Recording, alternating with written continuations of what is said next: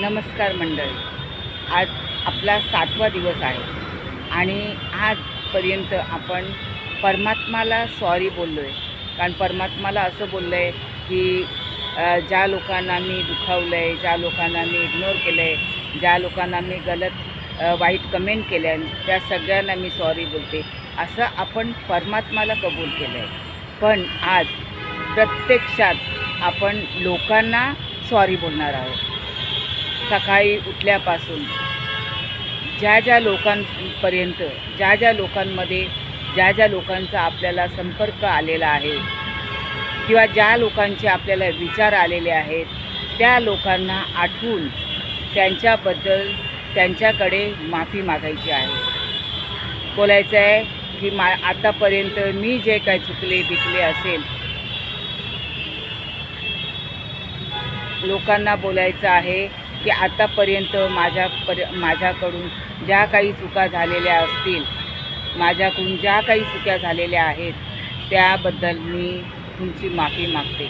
असं प्रत्यक्षात जाऊन त्यांना बोलायचं नाही. आपल्याला आपल्या मनामध्ये बोलायचं आहे.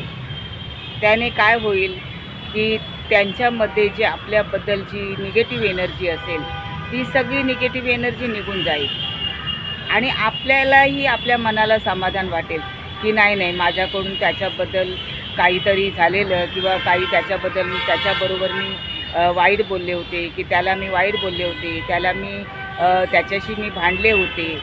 तर या सगळ्या गोष्टींना आळा बसेल आणि आपण त्याची मनामध्ये माफी मागितल्याबद्दल आपल्याला समाधान मिळेल.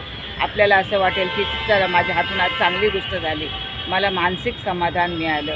कारण माफी मागितल्यामुळे आपलं मन साफ होतं, मन शांत होतं आणि आपण समाधानी होतो. आणि हेच तर आपल्याला आपली खरी दौलत आहे.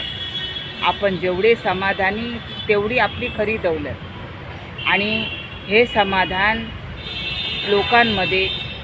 लोकांमुळे आपल्यामध्ये झालेलं पाहिजे. आता एखाद्या रस्त्यामध्ये जाताना एखादा कुत्रा आडवा आला किंवा एखादी मांजर आली तर आपण बोलतो सॉरी सॉरी सॉरी असं बोलतो ना. तसंच त्यांनाही सॉरी बोलायचं आहे की एखादी गोष्ट आपल्याकडून नकळत काही वाईट घडली तर त्या गोष्टीला आठवून पण सॉरी बोलायचं आहे. आणि लोकांना तर बोलायचंच आहे. लोकांना आठवून, जे काही तुमचे किती वर्षाचे मित्रमैत्रिणी असतील, किती वर्ष तुम्हाला त्यांचा संपर्क नसेल, किती वर्ष ते तुमच्या संपर्कात नसतील, किती वर्ष असे नातेवाईक असतात की जवळचे किंवा लांबचे, ज्या नातेवाईकांमध्ये आपल्याबद्दल जे मतभेद असतात किंवा त्यांच्याबद्दल आपल्या मनामध्ये जे मतभेद असतात, हे सगळे मतभेद या माफी मागण्यामुळे निघून जाईल आणि आपलं मन साफ होईल आणि आपण समाधानी असू. मंडळी, हा व्हिडिओ तुम्हाला आवडला असेल तर लाईक करा, सबस्क्राईब करा आणि मला कमेंट करून सांगायला विसरू नका.